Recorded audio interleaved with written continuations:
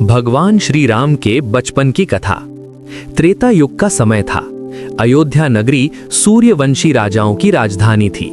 सरयू नदी के किनारे बसी ये नगरी अपने वैभव, धर्म और मर्यादा के लिए पूरे आर्यावर्त में प्रसिद्ध थी। अयोध्या के राजा थे महाराज दशरथ, धर्मनिष्ठ, वीर और प्रजापालक। परंतु उनके जीवन में एक गहरी पीड़ा थी। वर्षों बीत गए पर उन्हें संतान सुख प्राप्त नहीं हुआ था। राजमहल में सब कुछ था, धन, वैभव, सम्मान, लेकिन पुत्र के बिना उनका हृदय सदा अधूरा रहता था।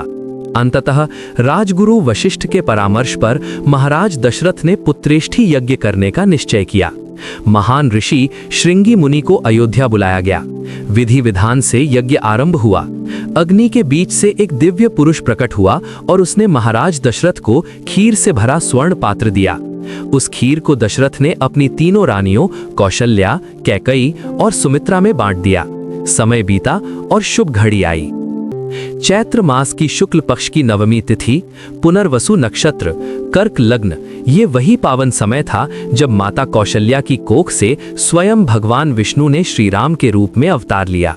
महल में शंखनाद हुआ, मंगल गीत गाए गए, देवताओं ने आकाश से पुष्प वर्षा की। अयोध्या में उत्सव छा गया। कुछ समय बाद कैकई के गर्भ से भरत और सुमित्रा के गर्भ से लक्ष्मण तथा शत्रुघ्न का जन्म हुआ। इस प्रकार राजा दशरथ 4 पुत्रों के पिता बने। श्री राम बचपन से ही अत्यंत तेजस्वी, शांत और आकर्षक थे। उनका मुखमंडल ऐसा था मानो पूर्णिमा का चंद्रमा धरती पर उतर आया हो। जो भी उन्हें देखता उनके प्रति सहज ही स्नेह से भर उठता। बालक राम घुटनों के बल चलने लगे तो पूरा महल उनके पीछे पीछे घूमता रहता। माता कौशल्या उन्हें अपने हाथों से सजाती, काजल लगाती और लोरियां सुनाती। लक्ष्मण बचपन से ही राम से अत्यधिक प्रेम करते थे। जहां राम जाते लक्ष्मण भी उनके पीछे पीछे चल पड़ते। दोनों भाइयों का स्नेह इतना गहरा था कि लोग उन्हें एक ही प्राण के 2 रूप मानते थे। बाल्यकाल में चारों राजकुमारों की शिक्षा आरंभ हुई। गुरु वशिष्ठ के आश्रम में उन्हें वेद, शास्त्र, धनुर्विद्या, राजनीति और धर्म नीति की शिक्षा दी जाने लगी। राम सभी विद्याओं में शीघ्र ही निपुण हो गए। वे गुरु की आज्ञा का पूर्ण पालन करते, सहपाठियों के साथ विनम्रता से व्यवहार करते और कभी किसी का अपमान नहीं करते थे। उनके स्वभाव में बचपन से ही मर्यादा, करुणा और धैर्य दिखाई देता था।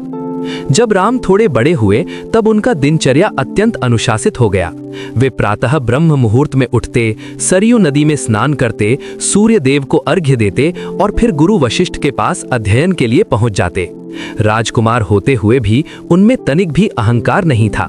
वे सेवकों और साधारण प्रजाजनों से भी उतने ही प्रेम से बात करते जितना अपने परिवार वालों से। बचपन की एक सुंदर घटना अयोध्या में बहुत प्रसिद्ध है। एक बार बालक राम अपने भाइयों के साथ राजमहल के बगीचे में खेल रहे थे।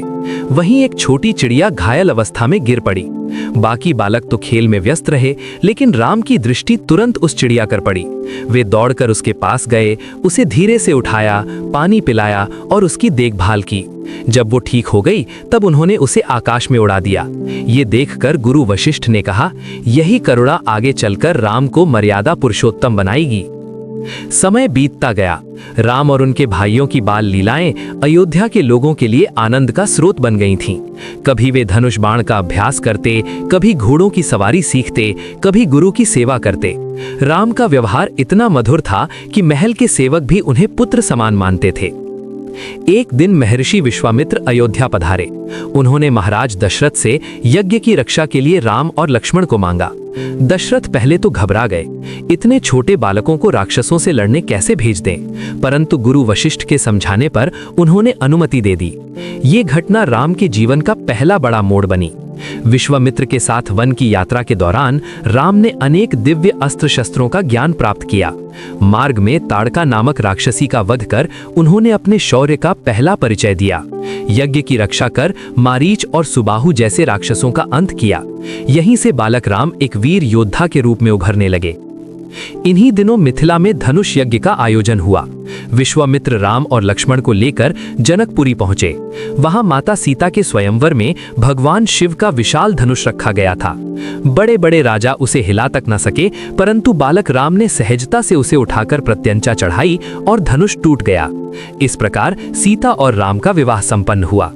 यद्यपि ये घटना उनके युवा काल की ओर संकेत करती है, परंतु इसकी नींव उनके बचपन के संस्कारों में ही पड़ी थी। बचपन में सीखी गई मर्यादा, गुरु भक्ति, माता पिता का सम्मान और करुणा, यही गुण आगे चलकर उन्हें आदर्श पुरुष बनाते हैं। राम का बचपन केवल राजसी ठाट बाट का नहीं था, बल्कि अनुशासन, सेवा और सद्गुणों की पाठशाला था। उन्होंने सिखाया कि सच्चा बल शस्त्रों में नहीं, चरित्र में होता है। सच्ची वीरता दूसरों की रक्षा में है। सच्चा ज्ञान विनम्रता से प्रकट होता है। अयोध्या की गलियों में आज भी मानो उन बाल चरणों की गूंज सुनाई देती है। माता कौशल्या का वात्सल्य, गुरु वशिष्ठ का आशीर्वाद, लक्ष्मण का अटूट प्रेम, इन सब के बीच पले बढ़े राम आगे चलकर वही बने जिन्हें संसार मर्यादा पुरुषोत्तम राम के नाम से जानता है। भगवान राम का बचपन हमें यही संदेश देता है कि महानता जन्म से नहीं, संस्कारों से बनती है। यदि बाल्यकाल में सत्य, दया, अनुशासन और प्रेम के बीज बो दिए जाएं, तो जीवन स्वयं राममय हो जाता है। इसी पावन बाल्य जीवन से आरंभ हुई वो दिव्य गाथा जो आगे चलकर रामायण के रूप में अमर हो गई और जो युगों युगों तक मानवता को धर्म और मर्यादा का मार्ग दिखाती रहेगी। जय श्री राम।